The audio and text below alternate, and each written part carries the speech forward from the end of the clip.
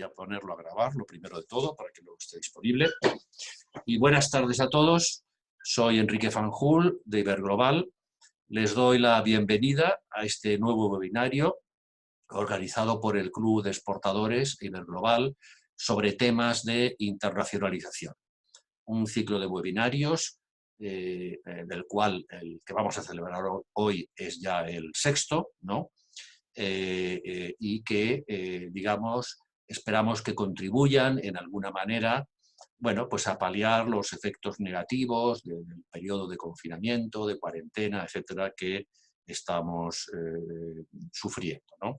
En estos webinarios estamos tratando temas de internacionalización que nos parecen que pueden ser hoy en día de interés, y uno de los temas que nos pareció muy claro para abordar fue el de la financiación del comercio exterior. ¿Cómo está la financiación del comercio exterior? Con especial referencia, lógicamente, a las exportaciones, ¿no?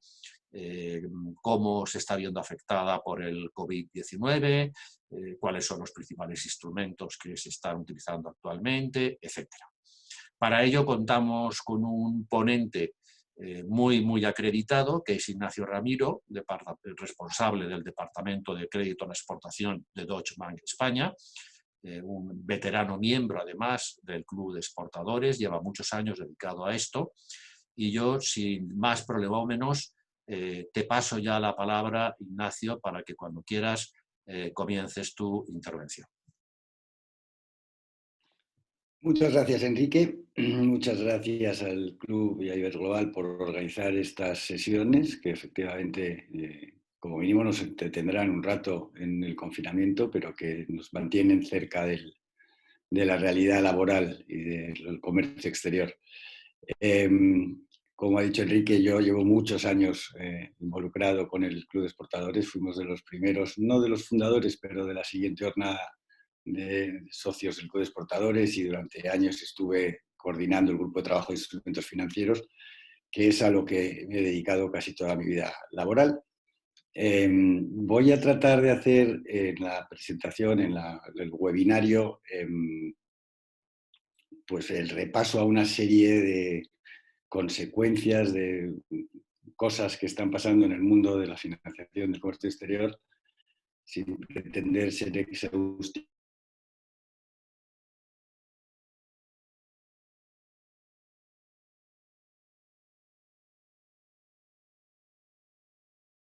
También un poco de cosecha propia. En fin, vamos a empezar por el índice de lo que vamos a tratar hoy. Consecuencias del COVID-19 en el comercio exterior, luego un repaso por las medidas que están adoptando otros países, un capítulo un poco específico de España, y luego poco consecuencias para los bancos, ¿no? Yo trabajo en un banco y puedo por lo menos hablar un poco de lo que estoy observando, y algunas conclusiones preliminares. Todo es preliminar en estos días, ¿no? Vamos a ver, consecuencias, y un poco en desorden, pero lo primero es, esto es una crisis que tiene un impacto muy grande, tanto en la oferta como en la demanda, porque la oferta se ha visto interrumpida, la cadena de suministro empezó en China, pero lo notaron las empresas europeas que hacían coches, por ejemplo, porque los suministros no les llegaban, y afecta a la demanda porque la demanda está confinada en casa, de manera que es bastante circular, esférica. De los primeros diagnósticos vimos que había algunos sectores particularmente afectados. Ahí he puesto 3, aunque en el fondo afecta a prácticamente la totalidad, pero desde luego ancladas con la caída de los precios del petróleo y otras materias primas. Construcción naval, cruceros, aerolíneas fueron rápidamente identificadas, y las menciono porque algunas medidas específicas se están tomando en esos sectores.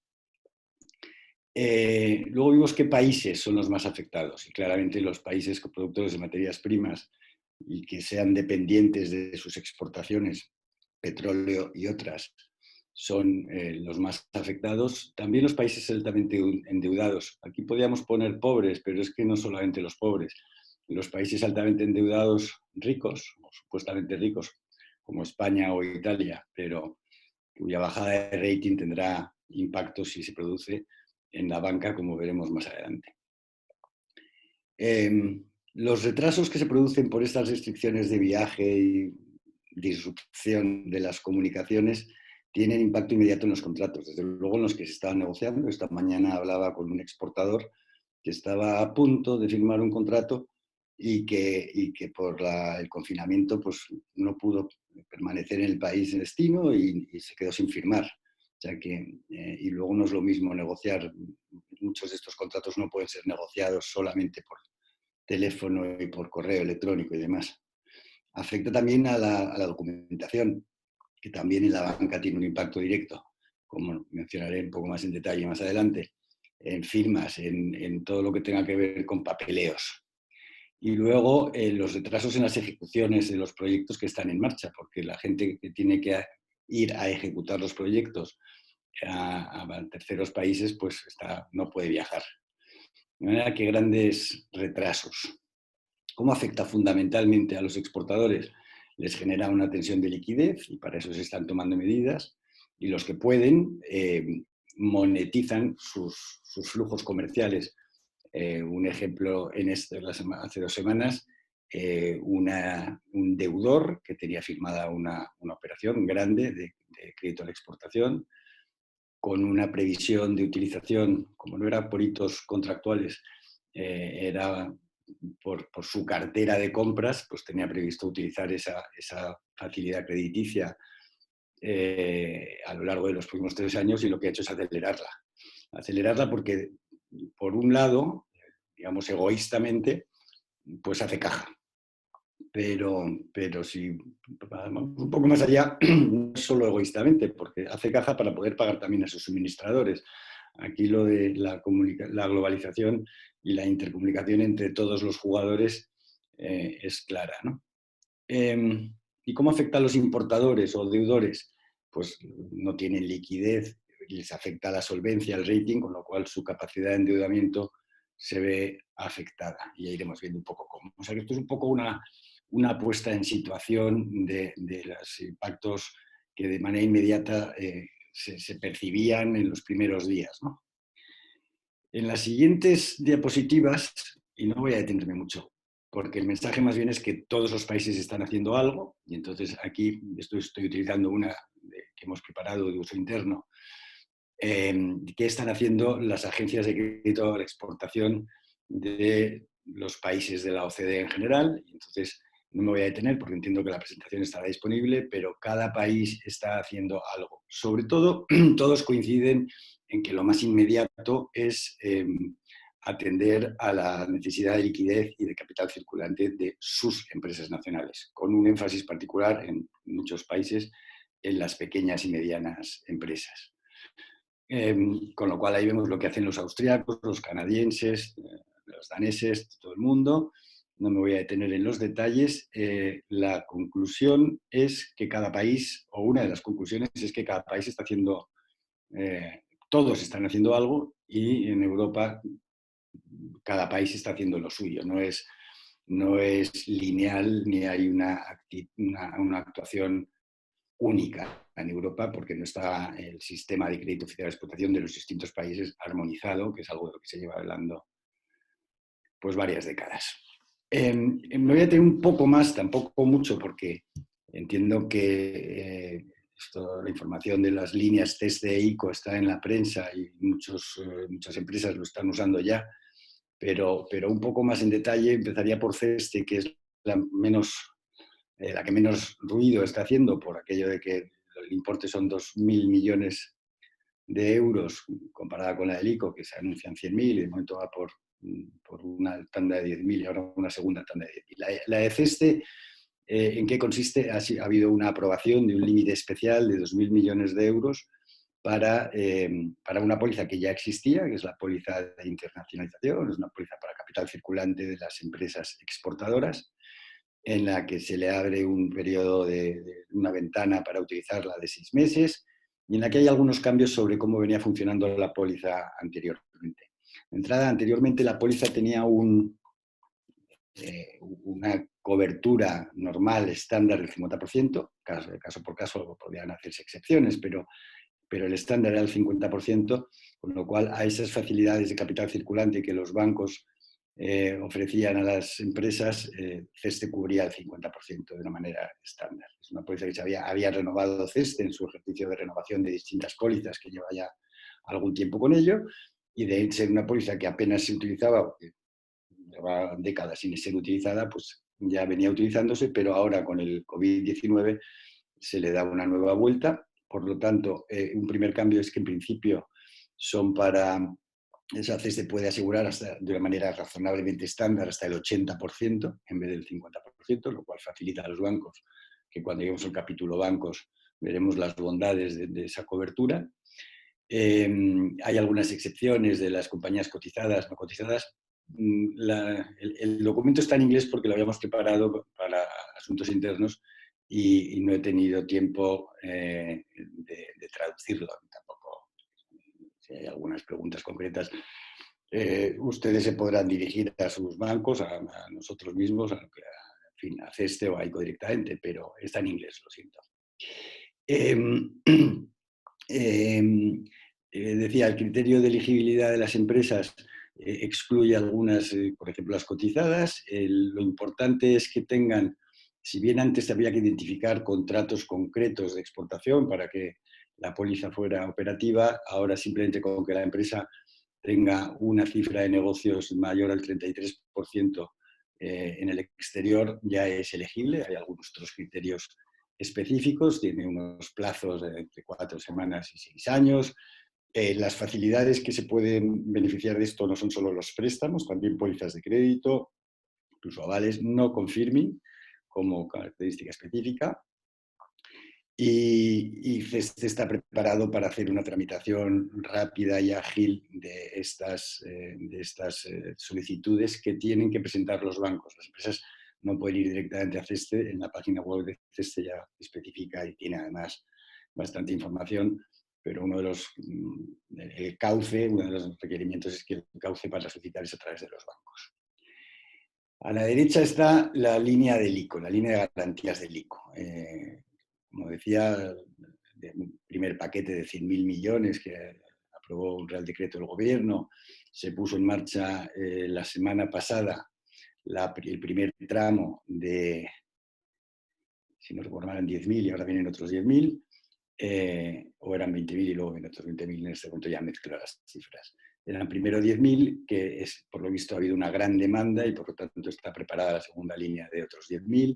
Se distingue entre pequeñas y medianas empresas, autónomos y grandes empresas con distintos porcentajes, pero básicamente es financiación de circulante que den los bancos a las empresas y que el ICO garantiza en un porcentaje, depende de los casos, hasta el 80% para pequeñas y medianas empresas y puede ir bajando para otro tipo para empresas más grandes. Los criterios, tanto en uno como en otra facilidad, la de CESTE y la de ICO, en algún caso coinciden, entre otras cosas, para evitar el concepto de ayuda pública, el artículo 107 del Tratado Fundacional de la Unión. No pueden ser empresas que estuvieran en situación concursal o preconcursal con anterioridad, etc.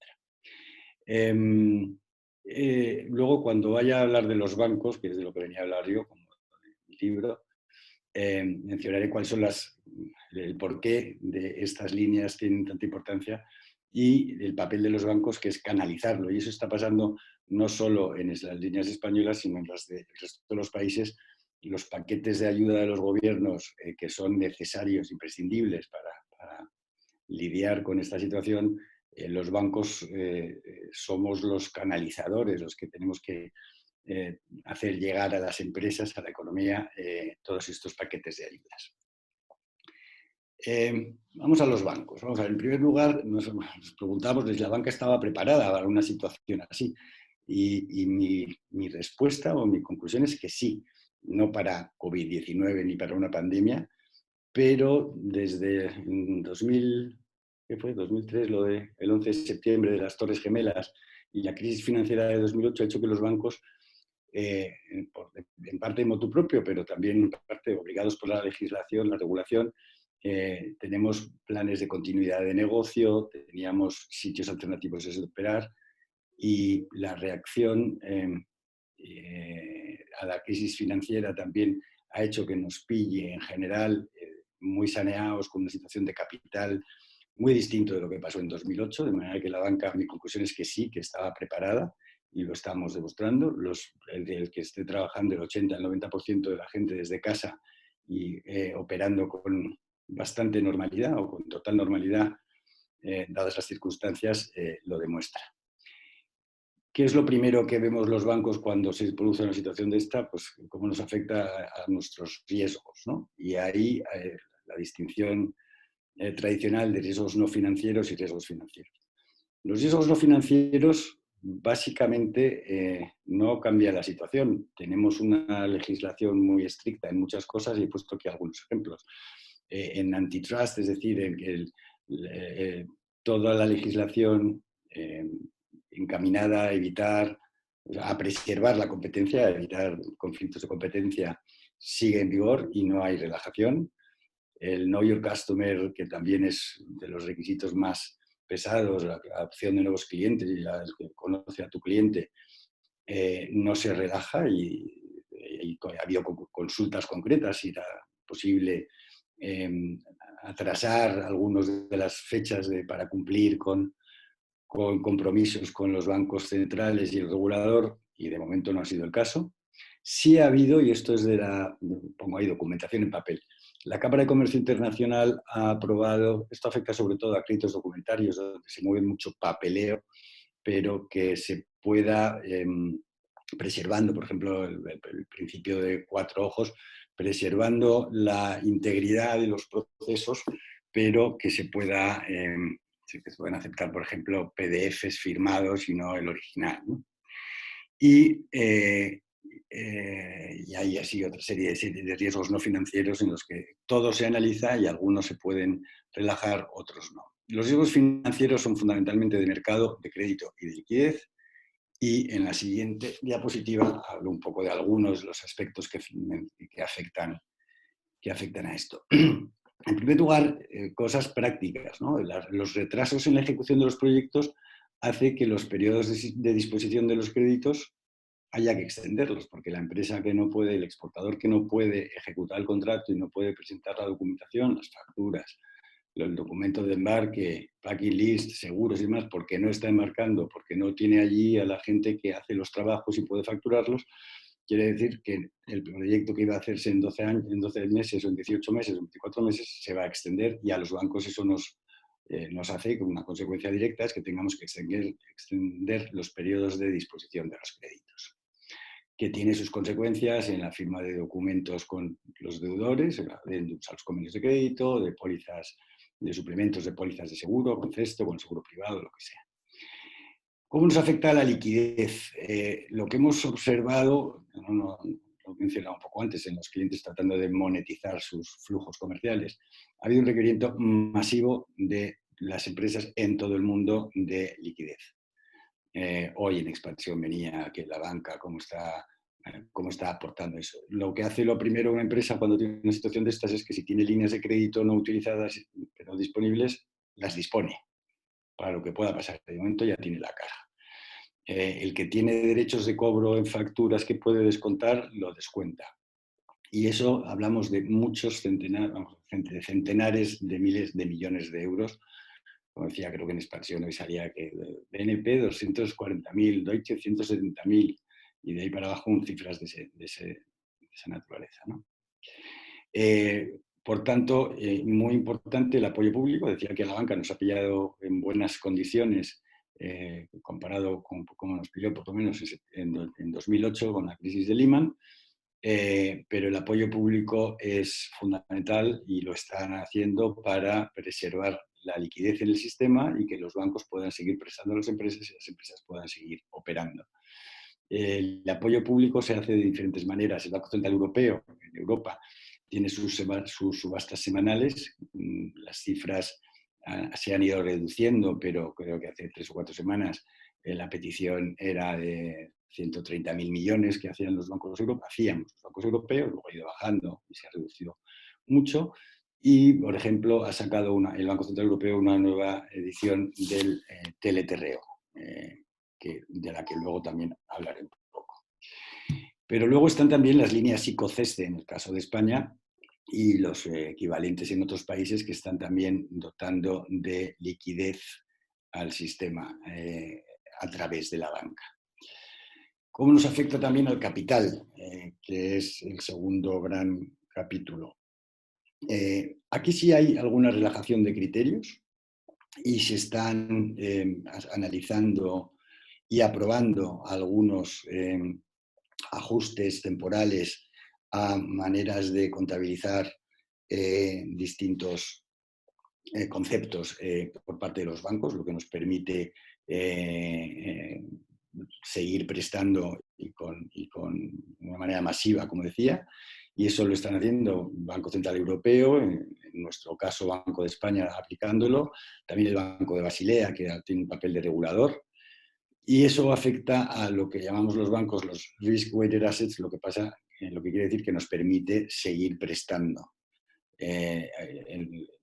Un banco puede prestar hasta una cantidad en función de su capital. Hay un montón de ratios que lo afectan, el ratio de apalancamiento y demás, pero el que más estamos enfocándonos en este momento es los risk-weighted assets, que es lo que nos consume de capital cada préstamo que damos. Hay unos baremos, unas maneras de clasificarlo, y la importancia de la participación pública y COCESTE en el caso español es que cuando yo presto 100 a una empresa me consume X capital, ahí también puede que sea tier 1, tier 2, lo que sea, pero si presto con la garantía de ICO o de CESTE por el 80%, ese porcentaje no me consume capital, con lo cual se fomenta mucho, lo fomenta el regulador y lo fomentamos los bancos, estas medidas, porque lo que nos permiten es multiplicar, tiene un efecto multiplicador sobre lo que podemos prestar en las distintas modalidades de financiación los bancos. Y el tercer gran capítulo, después de liquidez y capital y activos ponderados, sería el riesgo crediticio. Aquí también, de momento no se ha formalizado, pero hay muchas iniciativas en estudio en este momento. Una de ellas es en cuanto a la calificación de los riesgos y la provisión que nos obliga los bancos centrales a adoptar en función del tipo de activo de que se trate. Ahí menciono Stages 1 a 3, que es simplemente una de las clasificaciones, pero un activo en circunstancias normales está en el estadio 1, en función de otras circunstancias, y una de ellas es una bajada de rating, pasaría al estadio 2, en cuyo caso hace falta incrementar el volumen de provisiones de los bancos, y 3, que ya es prácticamente cuando hay incumplimientos y demás, las provisiones son mayores. Bueno, ahí hay alguna iniciativa, por ejemplo, que una bajada de rating en un crédito que por otra parte esté siendo repagado y normalmente no tenga necesariamente que pasar de estadio 1 a estadio 2. He mencionado los ratings. ¿Cómo afecta los cambios de rating que se puedan dar? Algunos ya se han ido dando. A los países deudores, y si me circunscribo a mi mundo más normal, que es el del crédito a la exportación, el tradicional, que empresa española exporta a país emergente, una bajada del rating del deudor tiene impacto, pero no un impacto enorme, dado que las operaciones están aseguradas al 90 y tantos % por la Agencia Oficial de Crédito de Exportación o con una compañía de seguro privado, con lo cual solo por el residual tiene impacto numérico. Sí tiene impacto porque una baja de rating, como mencioné al punto anterior, puede significar que un país, Ecuador, que ha sufrido una bajada de rating hace 2 semanas, pase de estadio 1 a 2 o 2 a 3 y por tanto requiera mayores provisiones. Como decía, no tanto impacto numérico como impacto, otros impactos en los análisis internos que hacemos los bancos. Lo que sí podría tener un impacto muy grande es una rebaja de ratings de los países de la OCDE, porque cuando digo que yo, si tengo asegurado por CESTE asegura por cuenta del Reino de España una bajada de rating del Reino de España o de Alemania o de Francia significa inmediatamente que toda la parte asegurada por la agencia oficial de ese país empieza a consumir más recursos, o sea, que tiene un impacto mucho mayor simplemente porque está al 90 o y tantos por ciento asegurado. En cuanto a riesgo crediticio, otra de las consecuencias es que haya incumplimientos masivos y que los deudores, sean países, sean bancos, sean empresas, no puedan pagar. Y eso tendría un impacto en provisiones, entre otras cosas, muy grande. Se está hablando en distintos foros de una moratoria, de unas vacaciones de repago de principal. He escrito ahí la palabra forbearance, porque la acabo de aprender y quería compartirla, que es dar un plazo de gracia a los activos, a los créditos que estén en vigor. Traducido literalmente, yo lo he mirado y significa tanto paciencia como abstención. No sé si es paciencia para el acreedor que espere y abstención de hacer nada.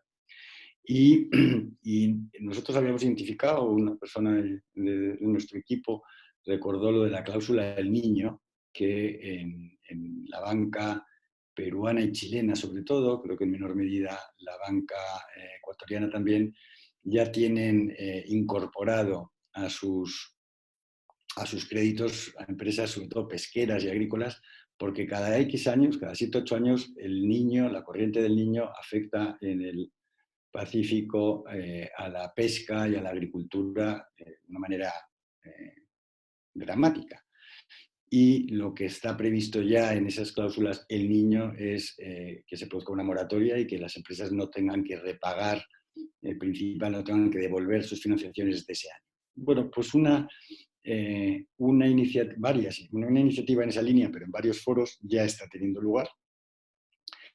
Desde luego, Banco Mundial, Fondo Monetario, las agencias de Banco Mundial, que son MIGA y la Corporación Financiera Internacional, están ya en análisis de esta posibilidad. No se sabe si caso por caso, si de manera generalizada, si con algunos criterios de industrias o de países, como mencionaba antes. En algún caso, Hermes de Alemania ya ha aplicado este concepto para el sector cruceros, en el que, lógicamente, los cruceros, las compañías de cruceros que tienen créditos para la adquisición de los propios buques, ahora no tienen ingresos, no pueden pagar y se les da una moratoria. Nosotros estamos viendo ya casos concretos en el que algunos deudores lo empiezan a plantear. Hemos consultado con CESTE y CESTE, bueno, pues en primer lugar dice que el consenso CDE que regula los sistemas oficiales de crédito de exportación lo permite y de alguna manera lo prevé, y que la receptividad, yo creo, con las agencias con las que hemos hablado es buena, y es buena también de una manera circular, porque si extendiendo los plazos de repago y dando oxígeno a los deudores para que no tengan que repagar durante el periodo del que sea, 12 meses o lo que sea, evitas el incumplimiento, es que es beneficioso para todo el sistema, no solo para el pobre deudor, que es un país exportador de petróleo y que ahora no puede pagar porque el petróleo se le ha ido de 60 a 20 dólares el barril, ¿no? De manera que ahí yo creo que veremos más realidades concretas de lo que estamos, de este tipo de vacaciones de repago de principal. Para esto es fundamental el apoyo público, pongo, de las ECAs y de los ICOs, porque en España es ICO, en Alemania es KfW, en Francia es la propia BPI, y todas ellas tienen, todas estas agencias están en esquemas de esta naturaleza. Algunas conclusiones preliminares y con esto acabo.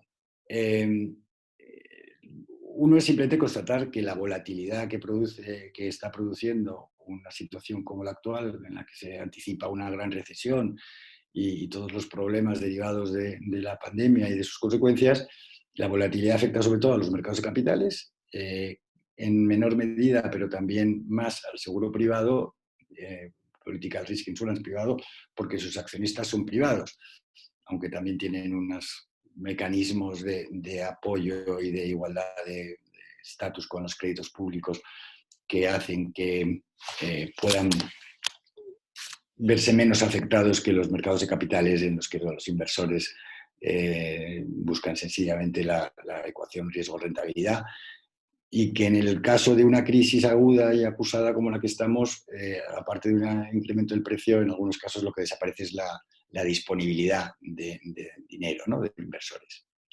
Y aquí es importantísimo el papel contracíclico que juegan las agencias de crédito oficial a la exportación. CESTE, en nuestro caso, lleva 30 años ganando dinero a costa del comercio exterior, lo cual significa que la siniestralidad ha sido baja.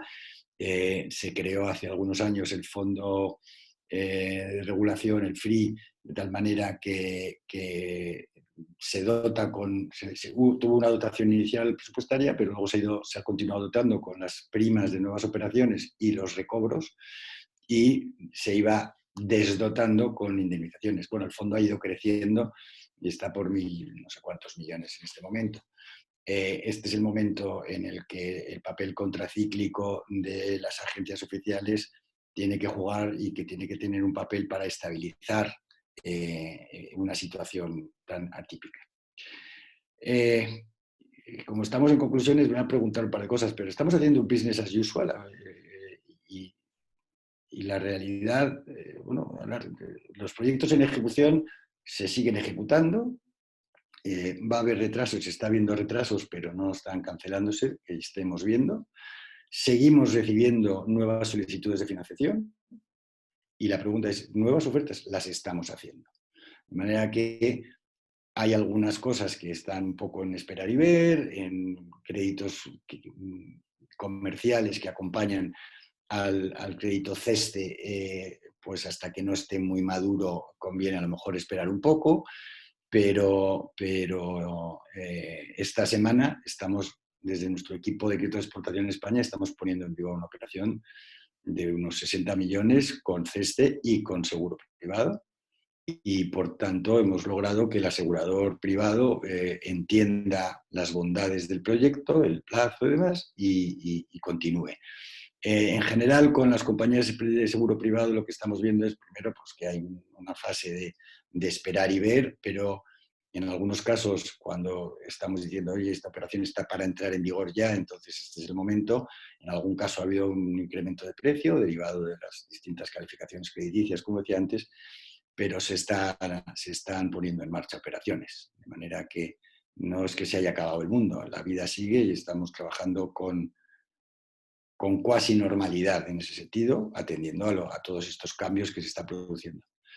Y en el business as usual he puesto al final separado la cédula de internalización porque, y esto es un poco el marketing que quería hacer, la semana pasada Deutsche Bank, Sociedad Anónima Española, es decir, la filial de Deutsche Bank Alemania que opera en España, hemos emitido una cédula de internalización de 500 millones. ¿Para qué hacemos eso? Para mejorar nuestra posición de liquidez y poder seguir prestando. Y esto no es solo marketing, sino que pensamos así, porque es un instrumento necesario para acudir al TLTRO 3 que mencionaba antes, que ya ha anunciado el Banco Central Europeo, que empieza a operar desde junio y al que los bancos podemos acudir, conseguimos liquidez a unas tasas, en este caso en el primer año pagan 75 puntos básicos, que es más de lo que venía haciéndose en las ediciones anteriores, es a 3 años, los otros 2 años, año segundo y tercero, el subsidio, digamos, que paga el Banco Central Europeo es de 50 puntos básicos, el primero 75. Y para poder acudir al TLTRO hay hay un montón de requisitos, pero básicamente el banco tiene que aportar colateral y la cédula de internalización. La cédula de internalización es un bono que emitimos y que está garantizado no solo por nuestro nombre como emisor, Deutsche Bank SAE, sino con nuestra cartera de operaciones aseguradas por CESTE y otras agencias de crédito de exportación no españolas. Eso es un colateral suficiente para poder acudir al TLTRO 3, al Banco Central Europeo, donde nos va a dar dinero más barato para que lo prestemos. Y uno de los requisitos es que desde las fechas de corte, de marzo a marzo, el primer año, de marzo 2020 a 31 de marzo de 2021, el volumen de activos elegibles, luego hay una definición de qué son activos elegibles, pero tiene que como mínimo mantenerse. La idea es que crezca. De manera que, como signo evidente de que la vida sigue y que hay muchos mecanismos para continuar, a pesar de las dificultades y a pesar de los cambios, en algunos casos dramáticos, que todo esto produce, pues se siguen haciendo cosas, y emitir un bono la semana pasada, la semana de Semana Santa del COVID, bueno, pues quiere decir que ha funcionado todo. Ha funcionado la CNMV, ha funcionado Moody's, ha funcionado los abogados, ha funcionado el notario, ha funcionado todo. Y yo me congratulo. Y con este, espero que razonablemente optimista mensaje de conclusiones preliminares, acaba mi intervención. No sé, Enrique, si tienes algunas preguntas por ahí que podamos ir atendiendo. Pues sí, sí, Ignacio. Bueno, muchas gracias. Tu intervención ha sido muy interesante, muy, muy práctica, además, ¿no? Y bueno, vamos a ir al grano, ¿no? Han llegado algunas preguntas y bueno, yo voy a aprovechar, voy a romper el fuego con una pregunta mía, ¿no? Una pregunta mía que puede tener como dos partes, ¿no? Bueno, yo entiendo, primero un pequeño comentario, ¿no? Entiendo una de las conclusiones que se saca de tu intervención, que creo que es positiva, es que, bueno, la maquinaria ha seguido funcionando, ¿no? Es decir, que en medio de todos estos trastornos que hemos vivido de paralización, etcétera, por lo que has contado, pues la maquinaria, con sus retrasos, porque si lógicamente se atrasa la firma de contratos, porque no se puede viajar, etcétera, pero bueno, con estos problemas, pero la maquinaria ha seguido funcionando y el ejemplo más, no sé, significativo puede ser el de la cédula de inversión que habéis emitido, que has comentado, ¿no? Yo quería hacerte una doble pregunta o una pregunta con dos partes, etcétera, ¿no? Digamos, desde un punto de vista comparativo, a mí me ha parecido deducir, pero me gustaría que me lo confirmaras, que desde un punto de vista comparativo con la reacción que han tenido otros países, que en España estamos razonablemente bien, ¿no? Te pregunto para que me confirmes, etcétera, ¿no? Y luego, en segundo lugar, esto tiene relación con la segunda parte de la pregunta, que es un poco, es un tema más general, pero teniendo en cuenta tu experiencia en el sector exterior, etcétera, ¿no? ¿Tú cómo ves, por tu experiencia, por tu intuición, etcétera, el papel que puede jugar el sector exterior español en la recuperación de la economía española, que esperemos que se produzca próximamente? Todos sabemos que a partir de 2009 el sector exterior desempeñó un papel importante en la evolución de la economía española. Fue un elemento que aportaba al crecimiento, que aportó positivamente al crecimiento, mientras que la demanda nacional restó al crecimiento durante varios años, ¿no? ¿Tú cómo ves en el futuro esta posibilidad de que el sector exterior de la economía española pueda ser, en estos momentos de dificultades, de recesión, etcétera, pueda ser también un motor que impulsa la economía española? Gracias, Enrique. Bueno, a tu primera pregunta, yo desde luego, por mi experiencia y porque estoy viendo, este business as usual incluso me ha sorprendido. Si me dices hace 5 semanas que estaríamos, en mi caso todo el equipo, en el caso del banco en su conjunto, si excluyes las sucursales, que lógicamente es un capítulo aparte, más del 90% de la gente estamos trabajando desde casa, con los sistemas funcionando. Sí, alguna mañana te cuesta 5 minutos entrar en vez de la primera, pero vamos, todos con ordenadores personales. Yo no tenía, estoy con uno que me ha dado el banco, y con los comités siguiendo con normalidad. Una de las recomendaciones que recibíamos desde el principio es sobrecomunicaros, mucha comunicación.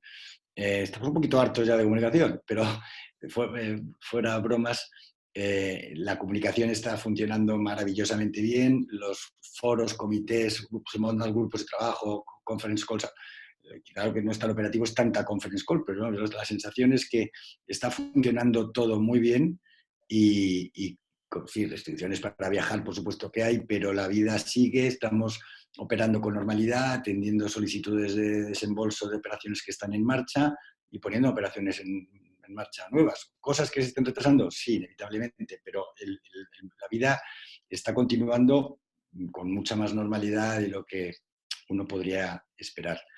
En cuanto a la segunda parte de tu pregunta, yo creo que sí, que desde luego que el sector exterior va a ser una de las, si no la más importante, como ha sido, ¿no?, para salir de la otra crisis, pero ahí el hincapié haría es, efectivamente, en España se están haciendo las cosas bien y en España se están haciendo las cosas bien con varios objetivos, pero uno de ellos es preservar que las empresas continúen. Y las empresas exportadoras tienen estas líneas ICO y CESTE para que puedan sobrevivir, con lo cual se está enfocando bien. Luego dependerá de que los países y los clientes también tengan capacidad de demanda, porque si nosotros estamos muy bien, pero nuestros compradores están muy mal, pues eso habrá que ir viendo, ¿no? Pero yo creo que sí, que el sector exterior claramente será lo que tire, y en España, y en términos comparativos con lo que estoy viendo en otros países, por detrás no vamos. Otra cosa es que hay que hacerlo operativo, pero se está haciendo bastante bien, y tanto ICO como CESTE están yo creo que en vanguardia de lo que estoy viendo en otros países. Muy bien. Tenemos varias preguntas. Aquí una primera pregunta dice: a efectos de provisiones, precios u otras razones, ¿prefieren los bancos la línea del ICO o la de CESTE? ¿Qué tiempos de respuesta están teniendo ICO y CESTE para la aprobación o tramitación de operaciones? Bueno, voy a hacer un poco de cuáles son mis expectativas con lo que conocemos, porque la línea de ICO, el primer tramo 10.000 se puso en marcha a partir del lunes de la semana pasada.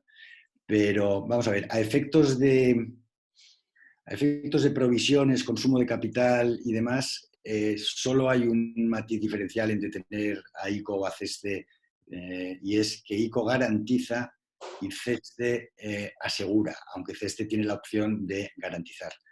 No obstante, también está habiendo, esto es a través de la Asociación Europea de Banca y en diálogo con los reguladores, la posibilidad de pasar, estos son dos esquemas contables distintos, del estándar al del rating interno, y valorarlo exactamente igual.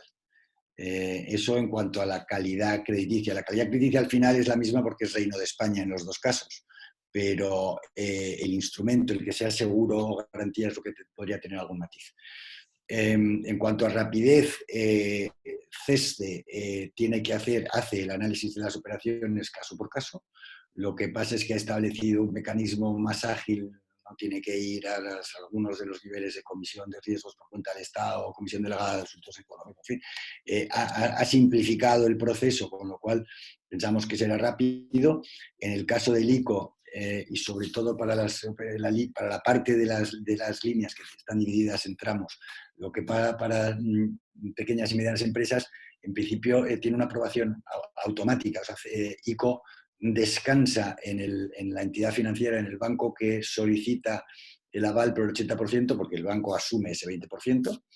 Y bueno, a partir de determinado importe no, pero para el grueso de las operaciones de pymes va en automático. O sea, que el banco simplemente mete las solicitudes en el formulario correspondiente al ICO, y en los primeros días de cada mes, con lo cual todavía no hemos empezado, será en los primeros días de mayo, cuando se declaren todas las operaciones que sean de una manera consolidada y se pagan las comisiones del ICO de una manera consolidada, con lo cual es bastante automático. Yo creo que tanto en ICO como en CESTE, como en la Secretaría de Estado de Comercio, el Ministerio de Economía, son muy conscientes de la emergencia, y los bancos, desde luego, estamos, hasta donde yo sé, y desde luego en el mío, con unos equipos de trabajo funcionando a toda máquina para que sean muy ágiles. Ha habido un proceso, hasta que empezó a ser operativa la línea del ICO la semana anterior, de aclaración de dudas, porque en el Real Decreto faltaba por desarrollar cosas, pero yo creo que va a ser muy rápido, y los casos que estamos empezando a ver pues son rápidos. Tenemos varias preguntas más. Vamos a ver, aquí tenemos una pregunta que dice: ¿cómo van a modificarse los criterios de análisis de riesgo con pymes cuyos negocios tienen un componente de incertidumbre sustancialmente mayor que antes del virus? Las garantías que se van a pedir, cómo pueden verse modificadas. Vamos a ver, los criterios, tanto la línea ICO como CESTE, como el resto de paquetes gubernamentales en otros países, lo que pretenden es combatir los efectos derivados del COVID-19. Es decir, hay empresas que tienen un efecto por sector más grande, como hostelería, y tiene su propio capítulo, o algún otro sector, pero en general el impacto más grande es, como hay retrasos y las empresas no pueden operar con normalidad, lo que hace falta es dotarles de capital circulante durante 6 meses o 12 meses o 2 años o lo que sea. Y entonces eso les permitirá recuperarse. No es que cambie los criterios de análisis de riesgo ni para bien ni para mal. Es decir, el impacto de lo que se trata es de luchar contra la falta de liquidez que tienen las empresas derivadas de la falta de actividad. Bien, eso no hace que cambien los criterios. Lo que hace es que si yo tengo el 80% o el 60% asegurado por CESTE o por ICO, puedo prestar más, puedo extender los plazos. Una cosa que vencía este año lo extiendo 2 años más. Y se trata además no de cancelar deudas existentes, no se trata de salvar a una compañía que estuviera en concurso porque están específicamente excluidas. Se trata de darles tiempo para acomodarse a lo totalmente incierto, que no sabemos los efectos de esto, cuánto durarán, y eso le afectará empresa por empresa, sector por sector. Pero ni endurecen ni relajan los criterios de análisis de riesgo. El tener a CESTE o a ICO por el 80% lo que hace es que es una inyección inmediata y permite mantener e incrementar, cosa que en otras circunstancias a lo mejor no era posible. Muy bien, pues tenemos otra pregunta. Gracias por la presentación. Dice, una pregunta. ¿En las nuevas condiciones de CESTE siguen las exigencias en cuanto a orígenes de equipos? No, y quizá no lo... Claro, como yo estaba hablando de una póliza ya existente, la póliza de internacionalización para la capital circulante no mira contratos concretos, no pide certificados de bienes y servicios.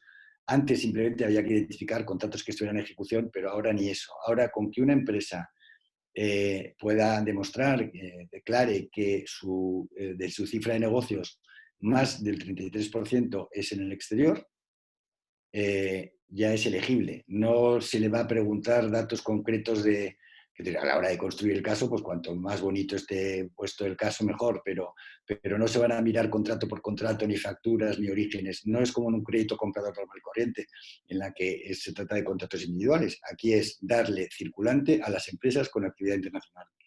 Y ya está. Entonces es muy ágil en ese sentido. Muy bien. Otra pregunta. En mi percepción, los bancos están priorizando claramente la línea préstamo ICO frente a la línea CESTE y la línea préstamos frente a línea de crédito. ¿Compartes esta visión? ¿Hay algún motivo? ¿Cuál? Comparto esta visión, sí, porque el ICO, sobre todo para pymes, es que es muy automático. Es un mecanismo muy automático. Como está establecida su operativa. Motivo, no, yo creo que simplemente la de ICO se ha anunciado y se ha publicitado más, y la de CESTE, como acaba de demostrar la pregunta anterior, pues no acaba de entender, pero cumple la misma finalidad de dotar de circulante, ¿no? Muy bien, tenemos una última pregunta. Buenas tardes, muchas gracias por la presentación. ¿Podrían indicar dónde se puede obtener más información sobre el funcionamiento de las cédulas de internacionalización? Quizá esta pregunta se sale un poco del ámbito del webinario, ¿no? Del webinario de hoy, ¿no? No sé si quieres decir algo al respecto. Hubo una legislación en España en el año 2013 o 2014 creando las cédulas de internacionalización, que lo que perseguía esa legislación al crearlas era precisamente hacer más competitiva la oferta financiera española, que se había visto deteriorada por la bajada de rating contra la de otros países europeos, y es como muy específico de bancos, pero más allá de consultar la legislación, si tiene interés, que me escriba un correo electrónico y le contestaré a la brevedad. Y le cuento lo que pueda, que tampoco soy un experto yo en eso. Yo he aportado el colateral, que son los créditos CESTE. Muy bien, hay aquí otra pregunta. Muchas gracias por la presentación. Una pregunta. Dicen que las ayudas se las están llevando principalmente las grandes empresas, dejando a las pequeñas con muy pocas posibilidades. ¿Es verdad? No, no. Y de hecho es que la línea de 10.000 millones, a ver si tengo la presentación, a ver cómo llevo yo.